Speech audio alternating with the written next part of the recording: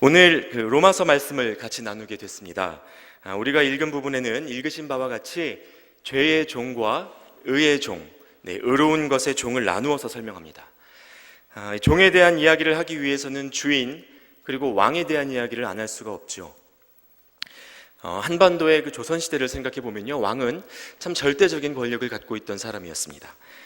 우리나라뿐 아니라 세계적으로 왕정 국가의 역사는 왕의 독점적이고 절대적인 권력을 보장해 있었습니다. 이 때문에 좋은 왕을 만나면 나라와 백성이 평안했고요, 폭군을 만나면 그 나라와 백성에게 엄청난 위기와 핍박이 찾아왔습니다.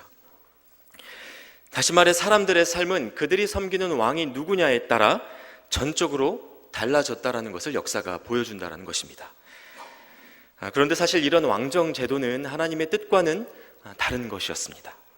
하나님의 형상대로 창조된 우리는 하나님만을 신으로, 하나님만을 왕으로 여기면서 살아가는 존재였습니다. 그래서 인간의 왕은 이스라엘 백성들에게 필요하지 않은 것이었습니다.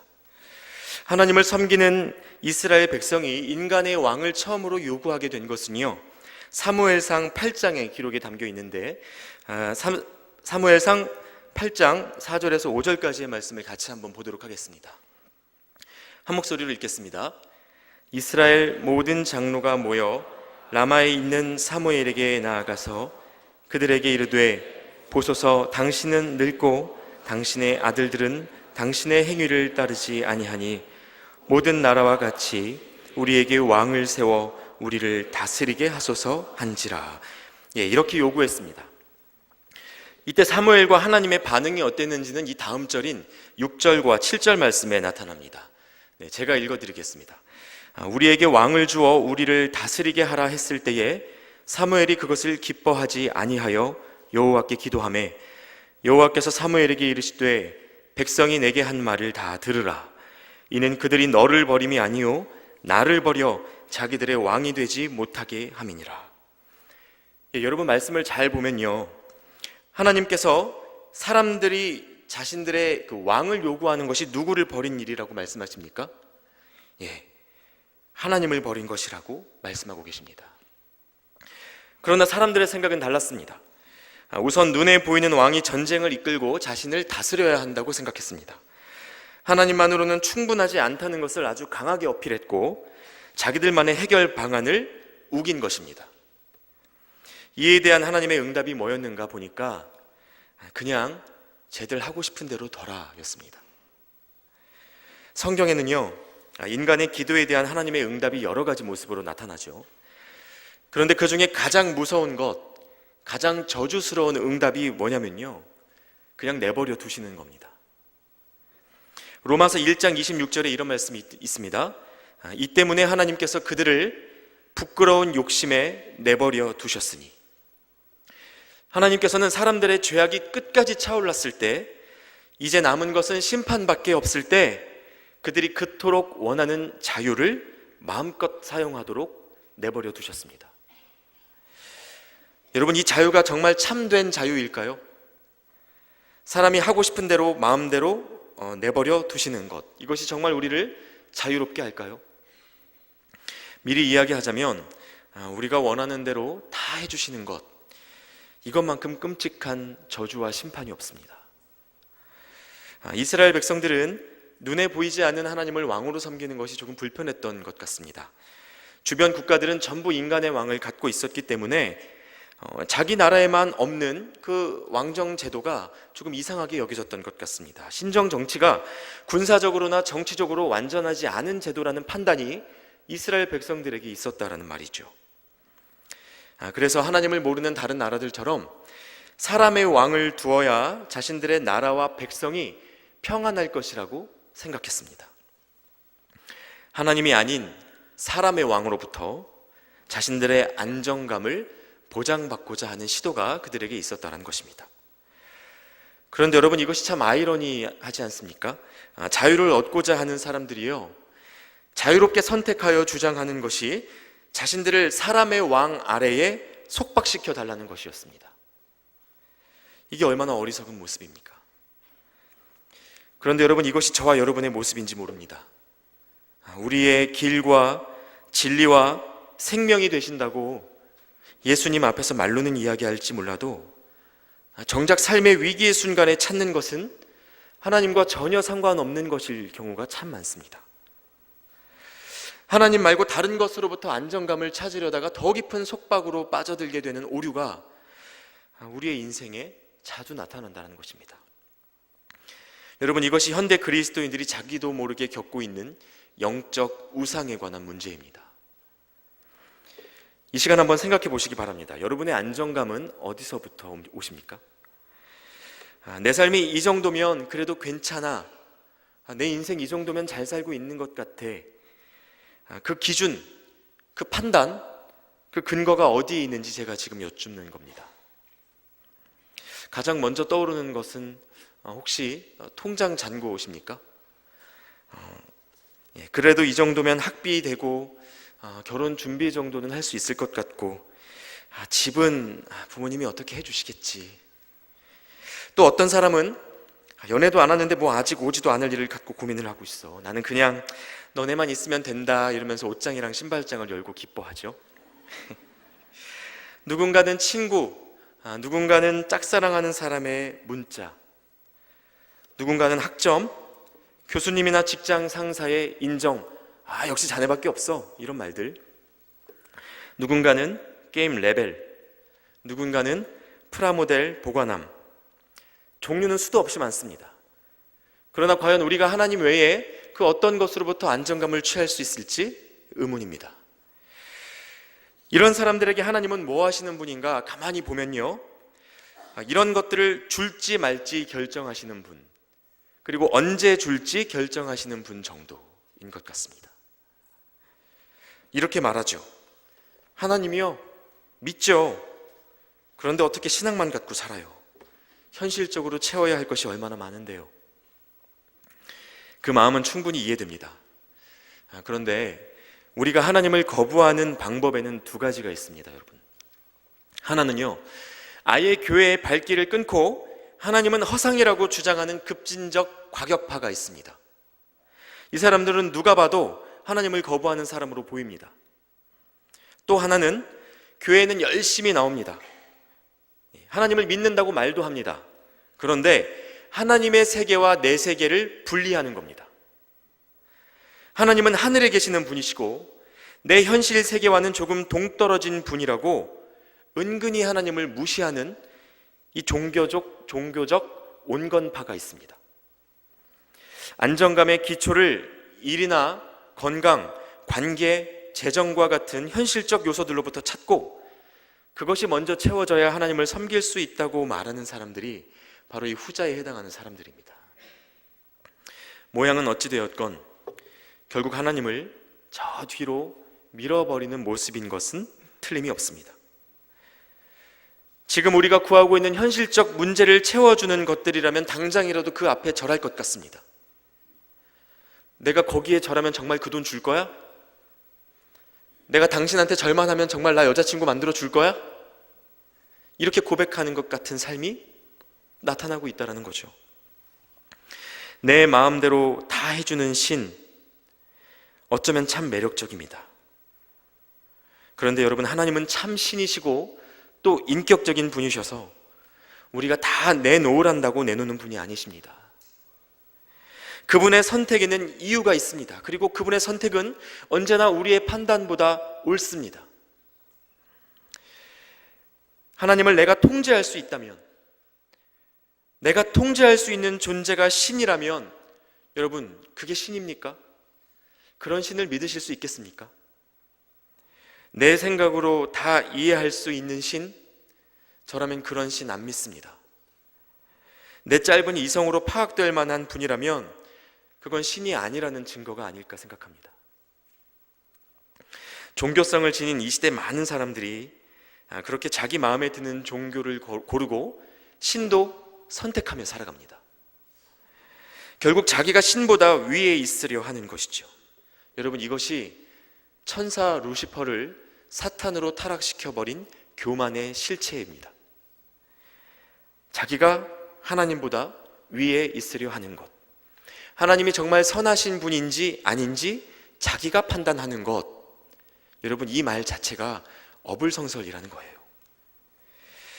21세기에 들어 사람들이 하나의 결론에 도달했습니다. 이렇게 합의했습니다. 너도 옳고 나도 옳다. 이것이 포스트 모더니즘이라고 해요. 모두가 하나님보다 위에 있으려고 하니까 결론이 안 나는 겁니다. 아예 절대적인 도덕도, 절대적인 신도, 절대적인 왕도 이제 없다는 데에 세상이 합의를 본 겁니다. 성경의 그 역사를 보면요, 사사시대에 이러한 모습이 그대로 나타납니다. 성경책 안에서 사사기를 한번 살펴보십시오. 그 책 안에 반복적으로 등장하는 말씀이 있는데요, 사사기 17장 6절에 이런 말씀이 있습니다. 같이 한번 읽어보겠습니다. 시작. 그때에는 이스라엘의 왕이 없었으므로 사람마다 자기 소견에 옳은 대로 행하였더라. 쉽게 말해서 이 시대 사람들이 다들 자기 마음대로 살았습니다. 어쩌면 이 결론에 환호하는 사람들이 있을지 모르겠습니다. 야, 드디어 자유를 얻었구나. 야, 진짜 그래, 내 인생의 주인공은 나야, 나. 예, 그 노래 아닙니다. 예. 그래서 저는 이제 여러분에게, 그리고 저 자신에게 물을 수밖에 없습니다. 여러분, 우리가 정말 우리 인생에서 주인 될 수 있습니까? 그럴 만한 능력과 자유가 여러분에게 있으십니까? 유감스러운 소식일지 모르겠으나 피조물로 지음받은 인간은 본질상 스스로 주인 될 수 없습니다. 인간의 영혼은 마치 투명한 그릇 같아서요, 그 안에 무엇을 담느냐에 따라 전혀 다른 삶을 살아갑니다. 아무것도 담지 않아도 스스로 존재할 수 있는 분은 한 분 계십니다. 그분은 창조주 하나님이십니다. 그래서 구약 성경에서 모세가 하나님을 처음 만났을 때 당신이 누구십니까? 물었을 때 하나님이 이렇게 대답하시지요. 나는 스스로 있는 자이다. 나는 홀로 존재할 수 있는 유일한 존재 하나님이다. 이렇게 대답하신 겁니다. 그래서 여러분, 우리는 아무리 주인 노릇하고 싶어도 되지를 않고요, 끊임없이 무언가의 영향을 받고 살아갑니다. 내가 주인인 것 같아도 우리의 마음과 생각을 가득 채우고 있는 그것이 결국 우리 인생에서 주인 노릇하게 되어 있습니다. 사람은 누구나 무언가를 추구하며 살아가죠. 그리고 자기의 의도와 상관없이 자기가 추구하고 있는 그 무언가가 삶의 주인이 된다는 말입니다. 예를 들어 볼까요? 좋아하는 자매가 야밤에 오빠, 나 녹차 아이스크림, 녹차 맛은 거기께 맛있는데 문 닫았겠지? 이러면 이건 예수님의 지상 명령보다 더 시급한 문제가 됩니다. 그때가 한겨울이건 새벽이건 상관없이 나는 곧 녹차 아이스크림은 곧 나가 되어 지금 이 순간 내 삶의 이유는 그 아이스크림을 구하는 데 있습니다. 자기의 마음이 그 자매에게 있고 그 사람과 좋은 관계를 추구하고 있다 보니 그 관계가 자기 인생의 주인이 되는 것이 확 드러나는 겁니다. 이렇게 사람과의 관계를 주인 삼아 살아가는 사람들은요, 홀로 있으면 쉽게 우울해합니다. 하나님이 함께 계셔 이러면 어떻게 대답 나오는지 아세요? 하나님만 계시면 뭐해? 하나님이 나 800 해줄 것도 아니고. 이런 사람들은 한 연애를 마치면 바로 다음 연애로 넘어가는 경우가 많은 것 같더라고요. 좋은 관계에 크게 집착하기 때문에 결혼 후의 현실을 쉽게 받아들이지 못합니다. 문제는 그때마다 또 다른 관계를 찾아 떠나고 싶은 유혹에 놓인다는 겁니다. 또 다른 사람들 중에는 성공, 사람들의 인정을 추구하는 사람들이 있습니다. 이 사람들은 모든 일에 있어서 성취와 결과에 매달립니다. 원하는 대로 풀리지 않으면 분노하고 그것을 방해하는 사람들을 내치면서까지 스스로를 몰아붙입니다. 자기 감정에 대해서 스스로 자유롭다고 주장하지만 실패할 때 찾아오는 분노와 좌절감을 어쩌지를 못하는 겁니다. 이 사람의 주인은 성공입니다. 이건 교회 안에서도 마찬가지예요. 내가 신앙생활 잘하고 있다는 것을 인정받고 싶은 마음 때문에 모임에 열심히 나오고 기도하는 사람들이 있습니다. 리더들, 직분자들, 심지어 목회자들 중에서도 이런 마음으로 일의 결과에 매달릴 때가 있습니다. 그런데 여러분, 이것은 하나님이 일하시는 방식이 아닙니다. 마지막으로 비교적 소극적인 사람들의 부류를 소개해드리고 싶습니다. 나는 많은 것 바라지 않아요. 성공, 관계 그런 거 없어도 그냥 혼자 잘 지내요. 이렇게 말하는 사람들이 있습니다. 그런데 그 삶을 깊이 들여다보면요, 자기만의 영역에서 일어나는 과식, 음주, 포르노 등이 있습니다. 이 삶의 주인은 누구일까요? 개인적인 쾌락입니다. 타인에게 영향을 주지 않는 것 같지만 좋은 영향을 주지 않는 영향을 주는 겁니다. 제 말 이해되세요? 쉽게 말해 두 사람이 만났는데 한 사람이 인사를 안 합니다. 그래 놓고는 나 아무 짓도 안 했어요 라고 말하는 겁니다. 물론 아무 일도 안 한 건 맞죠. 그런데 그것으로 인사 안 한 영향을 준 겁니다. 여러분, 우리는 관계 속에서 살아가고 있는 사회적인 존재이기 때문에 내가 아무 짓 하지 않는다고 해서 아무 영향을 주지 않는 인생은 없습니다.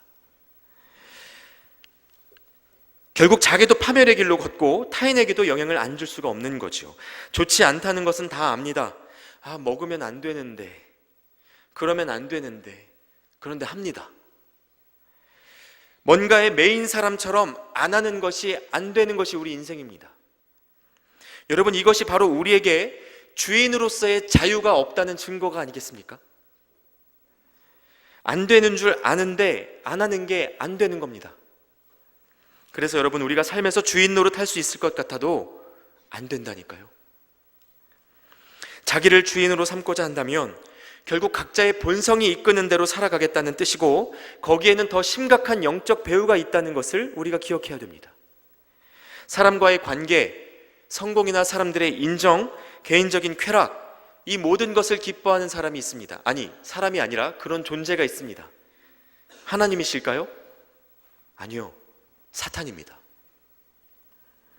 21세기의 포스트 모더니즘이 우리에게 자유롭게 걸을 수 있는 수많은 길을 열어준 것 같지만 결국은 하나님 말고 사단이 원하는 방향으로 갈 만한 여러 갈래 길을 열어준 것 뿐입니다. 그래서 사탄은 절대로 나를 따르라 라고 말하지 않아요. 그냥 너 하고 싶은 대로 해. 네 인생의 주인공은 너야, 너. 그 노래 아닙니다. 라고 말해줍니다. 우리에게 자유를 주는 것 같지만 결국은 같이 죽을 길을 열고 패망을 선물하는 것입니다. 하나님 없는 주인의식, 피조물인 우리에게는 거짓된 위로입니다. 없으면 죽을 것 같은 것이 무엇인지 생각해 보십시오. 언제 여러분의 감정이 통제되지 않는지 생각해 보십시오. 거기에 여러분의 진짜 왕이 있습니다. 여러분의 진짜 주인이 있습니다. 그러므로 오늘 우리는 이 시간에 새롭게 결정해야 합니다. 누구를 정말 우리 인생의 주인으로 삼을지, 누구를 정말 우리 인생의 왕으로 삼을지 선택해야 합니다. 앞서 이야기했던 것처럼 우리 자신을 주인으로 삼을 수는 없습니다. 우리가 무엇을 왕으로 삼느냐에 따라 우리의 모습이 완전히 달라질 뿐입니다. 그리고 우리에게 주어진 옵션은 사실상 두 가지뿐이죠. 하나님께 향하는 한 가지 길을 선택하느냐, 아니면 사단에게 향하는 여러 갈래의 길 중 하나를 선택하느냐. 이런 선택 옵션만이 우리에게 남아있는 것입니다. 오늘 말씀 16절은 이렇게 말씀하십니다. 다시 한번 같이 한번 읽겠습니다. 시작. 너희 자신을 종으로 내주어 누구에게 순종하든지 그 순종함을 받는 자의 종이 되는 줄을 너희가 알지 못하느냐. 혹은 죄의 종으로 사망에 이르고 혹은 순종의 종으로 의에 이르느니라. 제가 이렇게 설교하고 있는 중에도요, 아마 여러분 마음 안에는 또 한 번의 전쟁이 일어나고 있을지 모르겠습니다. 오늘 주신 로마서 말씀 읽으면서 죄의 종, 순종의 종, 이런 말에 어감이 싫고 왜 자꾸 종종 거리면서 내 자존심을 건드는 거야 라는 생각을 하고 계실지도 모르겠습니다. 처음에 교회 올 때는 하나님 나라의 왕자네, 공주네 이러더니 이제 와서 섬길 주인을 선택하라고 하니 이거 교회가 다단계네, 이러실지도 모르겠습니다. 그런데 여러분, 오해하지 않으시기 바랍니다. 종으로 산다는 것은요, 그저 우리가 피조물이라는 말의 다른 표현일 뿐입니다. 그리고 그것이 좋은 뜻인지 나쁜 뜻인지는 주인이 누구인가에 따라 달라질 문제라는 것이죠. 악한 주인의 종, 폭군의 백성은 불쌍한 노예로 살아갑니다. 그러나 착한 주인의 종, 사랑이 충만한 왕의 백성은 소중한 아들이자 딸이고 또 친구이기 때문에 그렇습니다. 그리고 우리의 자존감은 우리의 어떠함에 달려있는 것이 아닙니다. 인간의 존재가 어떤지는 사실 이미 결론이 났습니다. 오늘 말씀 17절 말씀을 한번 보겠습니다. 같이 읽겠습니다. 하나님께 감사하리로다. 너희가 본래 죄의 종이더니 너희에게 전하여 준 바 교훈의 본을 마음으로 순종하여. 예, 우리의 본래 모습이 무엇이라고 말씀하고 계십니까? 죄의 종이 원래 우리의 모습이라는 겁니다. 우리의 마음은 부패하여 본질상 하나님을 배반하여 자기 마음대로 살고자 하는 욕구가 있습니다. 우리 중에 나는 깨끗해요 라고 말할 수 있는 자격 있는 사람이 한 사람도 없습니다. 그러므로 우리가 우리 자신의 모습을 가꿔서 자존감을 세우려고 하면 그 결과는 100% 실패입니다.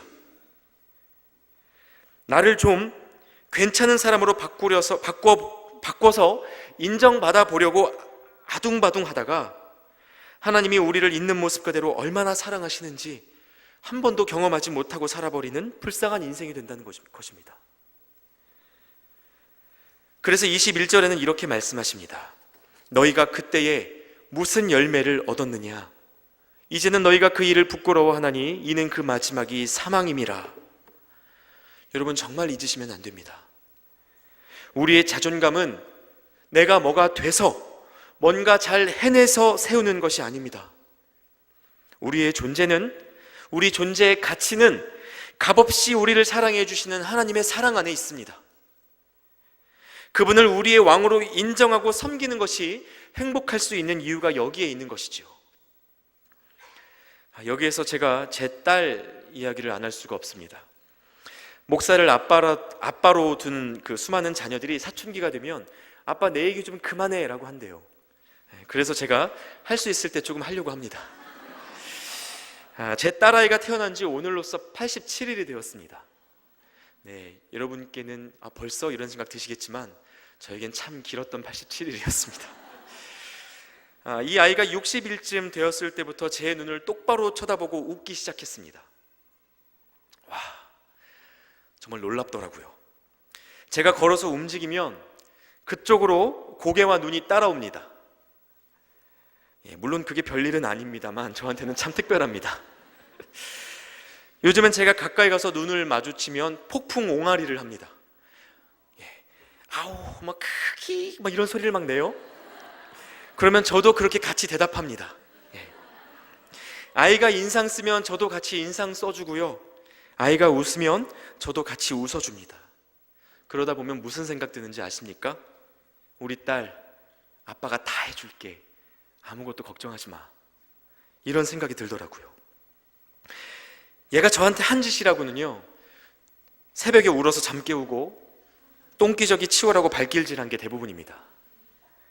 그런데 저를 다 부어서라도 그 아이를 복되게 해주고 싶은 마음이 차오르는 것을 어찌하지 못하겠어요. 이유가 뭘까요? 간단하죠. 제 딸이니까. 뜬모를 옹알이를 해댈 때도 그 아이의 불편함을 제가 찾아내주면 그게 그렇게 짜릿합니다. 왜 똑바로 말을 못하냐고 다고치고 싶은 마음은 하나도 없습니다. 그러면 안 되겠죠. 아이의 불편함은 전부 다 제 탓 같더라고요. 그래서 저는 딸 아이를 보면서 제가 하나님께 논리적으로 제 삶의 상황을 설명하며 기도하려고 했던 것이 얼마나 어리석은 일이었는지 깨달았습니다. 그럴 필요가 없었습니다. 그냥 옹알이면 충분하다는 것을 알았습니다. 하나님이 어디에 계시는지 눈만 따라가도 그분은 우리에게 이렇게 말씀하실 것입니다. 아빠가 다 해줄게. 걱정하지 마. 인간의 아빠도 이런데 하나님은 오죽하시겠습니까? 이런 하나님이시라면 우리 인생 주인으로 맡겨드릴만 하지 않겠습니까? 오늘 말씀인 로마서를 기록한 바울 역시 그 사랑을 경험한 사람이었습니다. 사실 그는 누구보다도 사회적인 인정을 받는 사람이었고요, 참 많은 성공을 거두었던 청년이었기에 스스로를 인생의 주인 삼아 살았다 해도 그래 너는 참 그렇게 이야기할 만하다 싶은 사람이었습니다. 그런데 그가 한순간 예수님을 만나고 자기 삶에 채우고 있던 것들의 영적 실체를 깨닫자 그것들이 전부 배설물이었다고 이야기합니다. 여러분, 우리 안에는 누구나 영적인 목마름이 있습니다. 본인이 인정하든 그렇지 않든 끊이지 않는 갈망이 있고 소원이 있습니다. 그래서 아마 이 자리 많은 분들의 마음에 이런 생각들이 있으실 겁니다.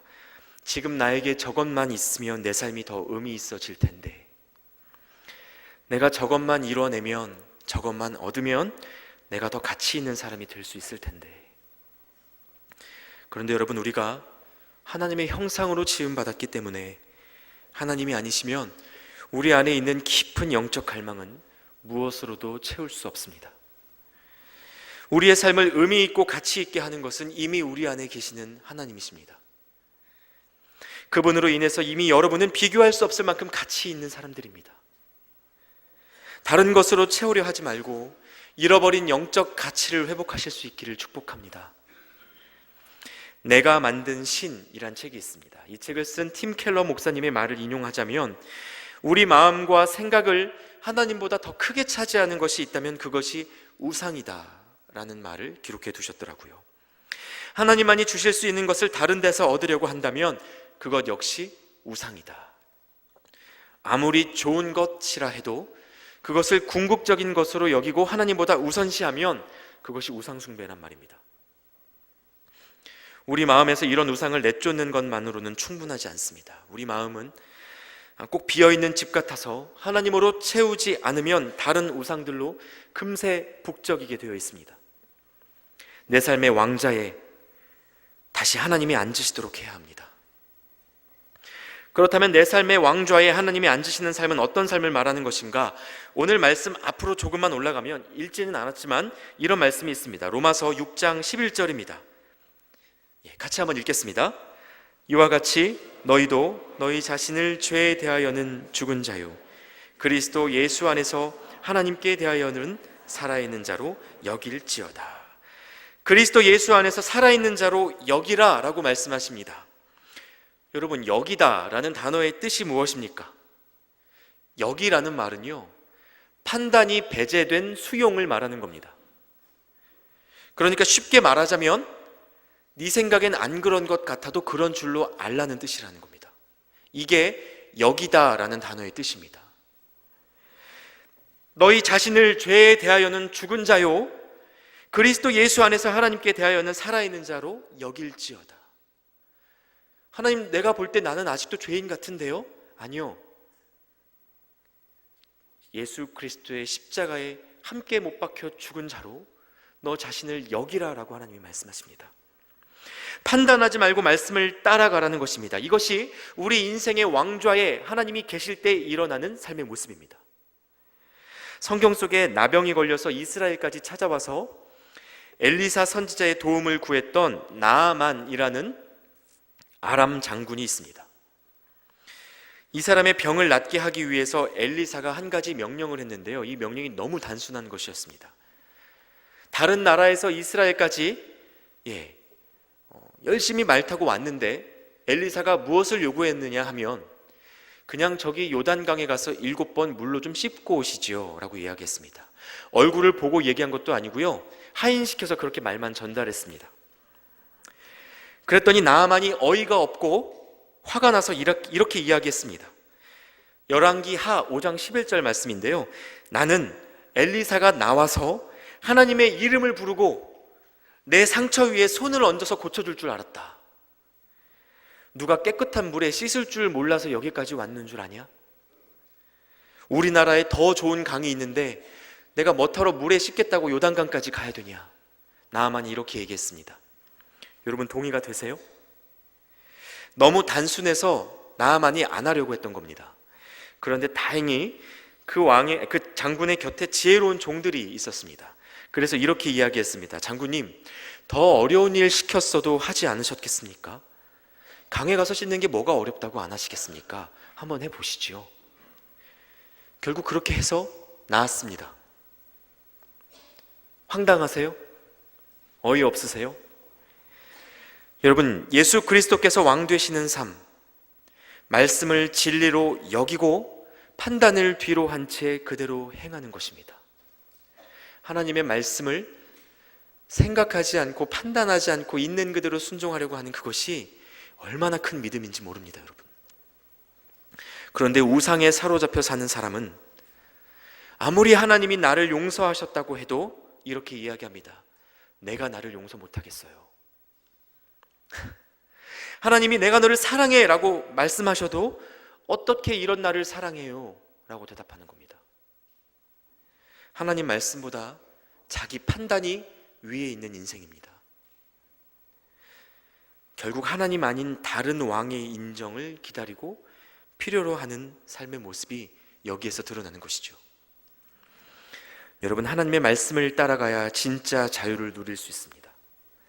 요한복음 8장 32절에 진리를 알지니 진리가 너희를 자유롭게 하리라, 이렇게 말씀하십니다. 하지 않아야 한다고 아는 그 일을 정말 하지 않을 수 있는 자유,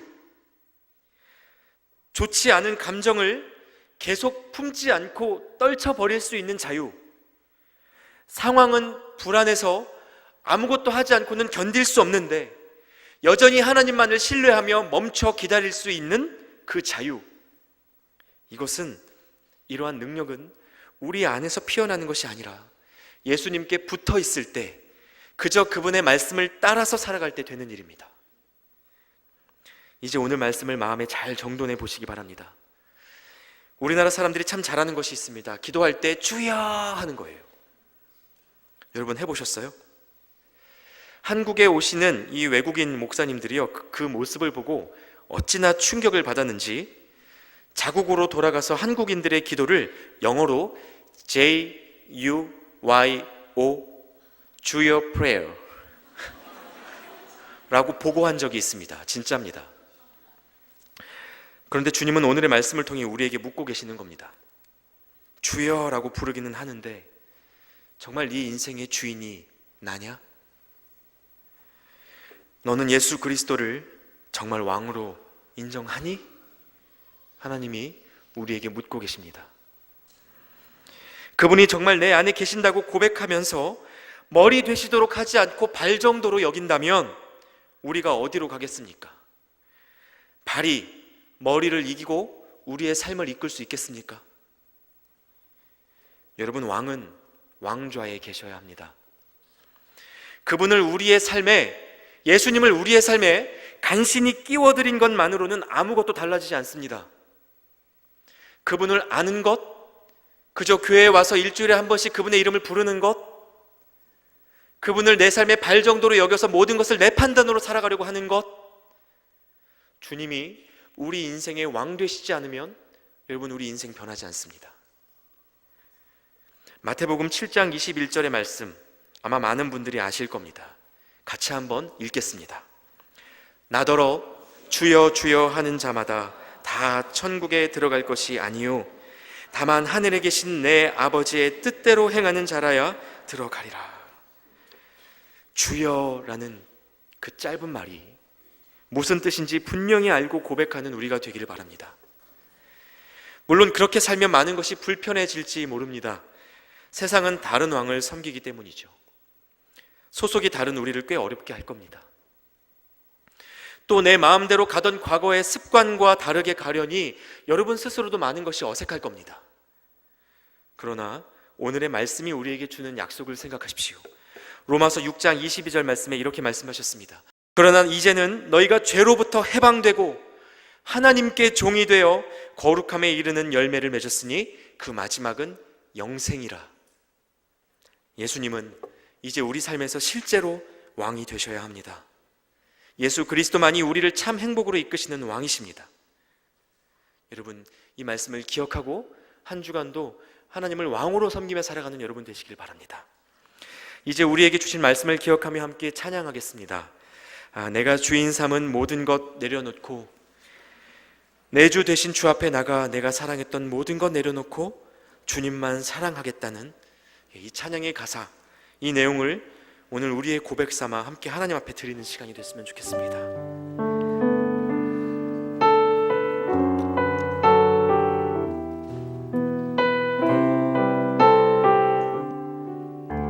내가 주인 삼은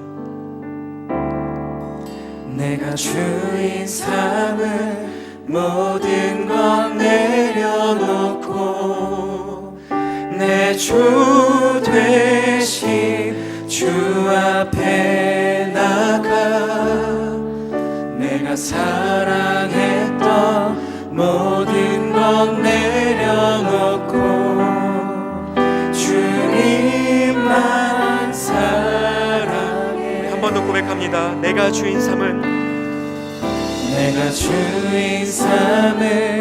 모든 것 내려놓고 내 주 되신 주 앞에 나가 내가 사랑했던 모든 것 내려놓고 주님만 사랑해. 주 사랑 거친 풍랑에도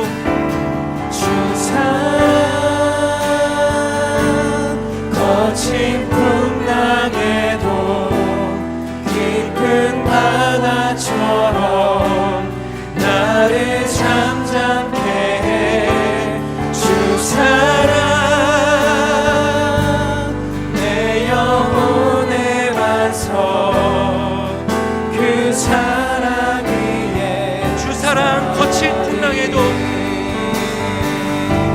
주 사랑 거친 풍랑에도 깊은 바다처럼 나를 잠잠케 해.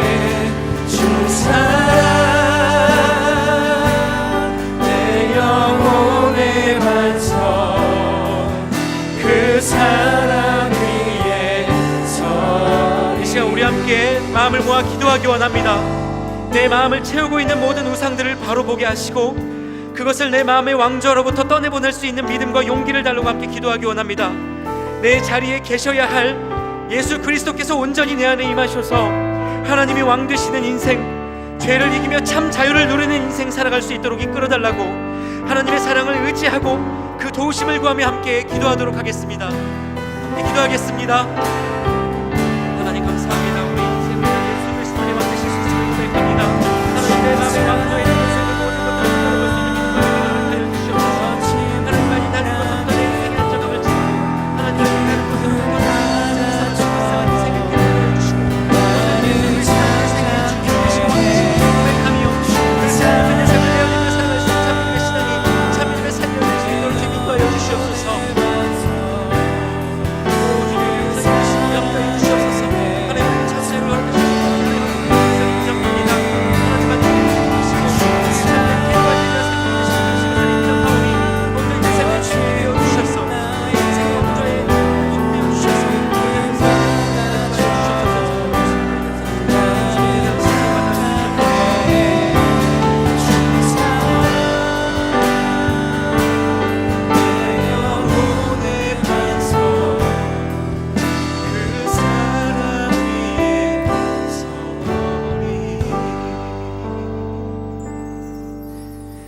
하나님 감사합니다. 오늘 우리를 예배의 자리로 인도하셔서 하나님의 말씀 앞에 서게 하시니 감사를 드립니다. 주님 아닌 것들을 주인으로 삼고 살며 내 인생의 주인이 나인 것처럼 하나님 아닌 것으로 주인 삼고도 깨닫지 못한 채 그대로 잘 살아지리라 생각했던 우리의 지난 날을 불쌍히 여겨 주시옵소서. 우리를 살리시고자 생명까지 아끼지 않으시고 내어주신 예수 그리스도, 이제는 그 사랑을 기억하여 예수님만 나의 왕으로 고백하는 삶을 살도록 은혜 내려주시고 입으로만 주여 주여 하는 삶이 아니라 마음의 중심과 삶의 열매로 예수님의 주되심을 고백하는 인생 되게 하시옵소서. 그렇게 죄에 대하여는 죽고 하나님께 대하여는 산자로 영생의 열매를 맺게 하여 주시옵소서. 우리의 유일하신 왕 예수 그리스도의 이름으로 기도하옵나이다. 아멘.